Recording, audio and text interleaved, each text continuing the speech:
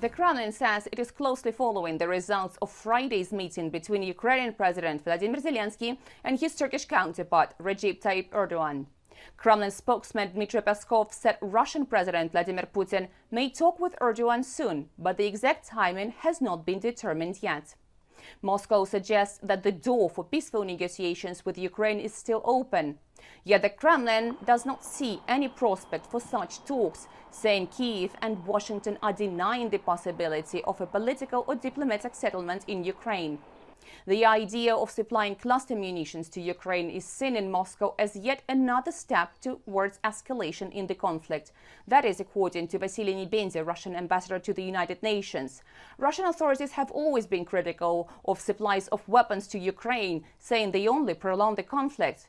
In a commentary published in TASS, Russian ambassador to Belarus Boris Gryzlov said that supplying cluster munitions to Ukraine is a, quote, gesture of desperation against the backdrop of a Ukrainian counteroffensive that did not go according to plan. In the meantime, Russian President Vladimir Putin said he is confident that the country will cope with external difficulties. On Friday, he discussed the measures that Russia is taking to overcome the difficulties with the permanent members of his Security Council. The Kremlin is also preparing for the Russia-Africa summit that is due to take place in St. Petersburg later this month.